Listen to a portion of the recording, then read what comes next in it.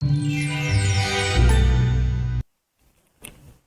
Students आज हम start करने जा रहे हैं क्लास 8th का मैथ, जिसके एक्सरसाइज 1D का हम इंट्रोडक्शन करेंगे इस वीडियो में।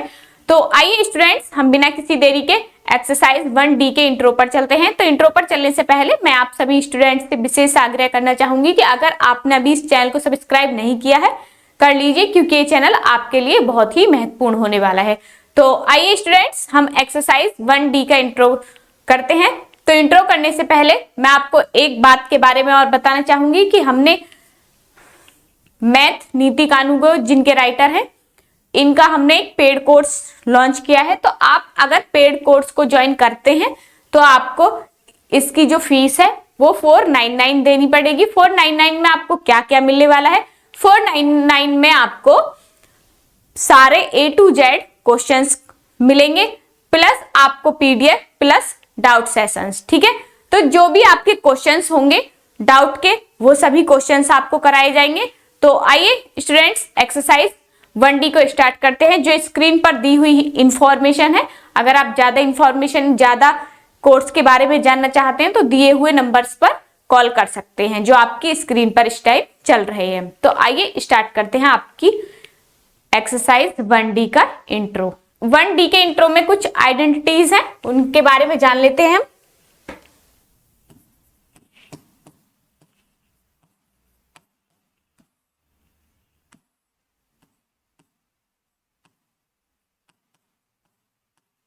इंट्रो, ठीक है, क्या क्या जानेंगे इसके बारे में हम?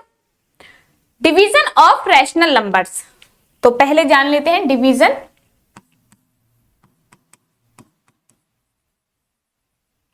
ऑफ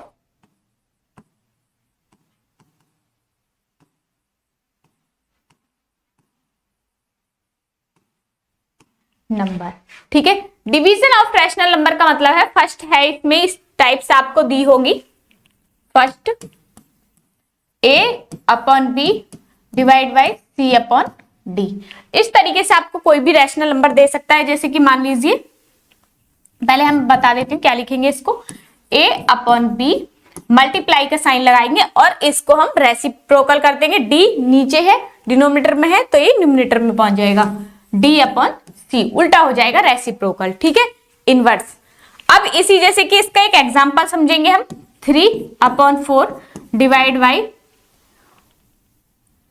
9/8। इस तरीके से आपको कोई भी क्वेश्चन देंगे। ठीक है, एग्जाम्पल है ये हमारा। अब इसको हम कैसे सॉल्व करेंगे? सेम इसी आइडेंटिटी की तरह, सेम पहले वाला सेम रहेगा, मल्टीप्लाई का साइन आएगा। अब ये क्या हो जाएगा? रेसिप्रोकल, तो 8/9 हो जाएगा। अभी पहले क्या था? 9/8। अब क्या हो गया? 8/9।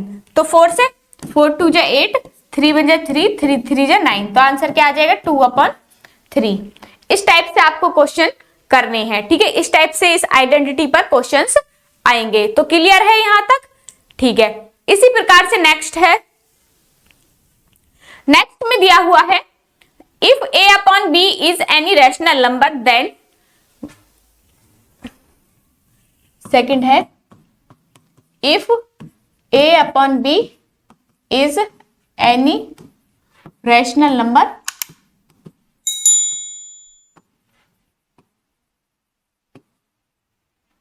Then 1A/B divide by 1। तो आंसर क्या आ जाएगा? A/B ही आ जाएगा। किसी भी रैशनल नंबर को हम 1 से डिवाइड करते हैं तो वही नंबर आ जाएगा। अगर हम -1 से डिवाइड करेंगे A/B डिवाइड बाई -1, तो आंसर क्या आ जाएगा? A/B -K। ठीक है, माइनस से डिवाइड करेंगे तो माइनस का आ जाएगा। इस बात को आप ध्यान रखेंगे। ठीक है, तो इस आइडेंटिटी को आप नोट डाउन कर लीजिए। इसी प्रकार से अगर दो रैशनल नंबर कोई भी इस प्रकार से दे, A/B डिवाइड बाई A/B, तो क्या आ जाएगा इसका आंसर? 1 आएगा। कैसे? A/B मल्टीप्लाई का साइन लगाएंगे, रेसिप्रोकल कर देंगे, A से A कैंसिल, B से B कैंसिल, तो आंसर क्या आ गया? 1। अगर दोनों रैशनल नंबर सेम है और डिवाइड दे रखा है तो उसका आंसर क्या आएगा? हमेशा क्या आएगा? 1 आएगा। ठीक है, इसी प्रकार से एक रैशनल नंबर दे दे और एक प्लस, तो आंसर किस में आएगा? माइनस में आएगा। अगर किसी भी रैशनल नंबर को हम 0 से डिवाइड करते हैं, कोई भी नंबर है 0 को किसी भी रैशनल नंबर से डिवाइड करते हैं तो क्या आता है आंसर? 0। अगर किसी रैशनल नंबर को हम डिवाइड करें 0 से तो क्या आएगा आंसर? नॉट या इंफिनिटिव या नॉट डिफाइंड।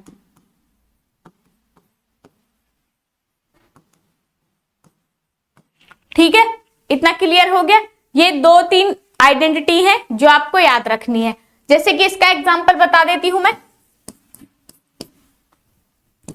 2/0 है, कोई भी रैशनल नंबर है 2/0, तो इसका आंसर क्या आ जाएगा? Non defined. या और इसको अगर हम 0 को 1 से डिवाइड करेंगे तो क्या आ जाएगा? 0। ठीक है, ये ध्यान रखनी है आपको आइडेंटिटी। नेक्स्ट पॉइंट है इसी में A/B, A/B, C/D and E/F are 3 rational number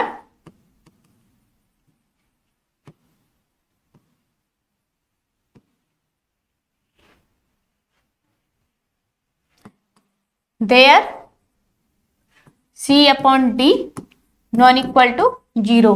ये 2 0 हो सकते हैं लेकिन C/D जो है वो 0 नहीं होगा। और इसमें एक आइडेंटिटी इस प्रकार से है जैसे कि C/D plus E/F divide by A/B। तो कैसे लिख सकते हैं हम इसे? A/B C/D divide by A/B, plus है तो प्लस लगा देंगे, E/F डिवाइड बाई A/B। इस आइडेंटिटी पर आपको क्वेश्चंस करने हैं। इस टाइप से भी आएगी आइडेंटिटी तो कर लेंगे आप इस प्रकार से क्वेश्चंस। ठीक है, आइडेंटिटी को नोट डाउन कर लीजिए, नोट डाउन करिए इसे, आइडेंटिटी को इस प्रकार से है। ठीक है, तो स्टूडेंट्स इसी प्रकार से हमारी जितनी भी आइडेंटिटी थी एक्सरसाइज 1D में, तो यहाँ पर मैंने सारी आइडेंटिटीज आपको क्लियर कर दी है। तो स्टूडेंट्स इसी प्रकार से हमारी एक्सरसाइज 1D का इंट्रोडक्शन यहाँ पर समाप्त होता है। तो मुझे पूरा विश्वास है कि आपको इंट्रोडक्शन समझ आया होगा, क्योंकि जब तक आप इंट्रोडक्शन को नहीं समझेंगे तब तक आप एक्सरसाइज को नहीं समझ पाएंगे। तो स्टूडेंट्स आज की वीडियो में बस इतना ही, मिलते हैं नेक्स्ट वीडियो में, तब तक के लिए धन्यवाद, नमस्कार।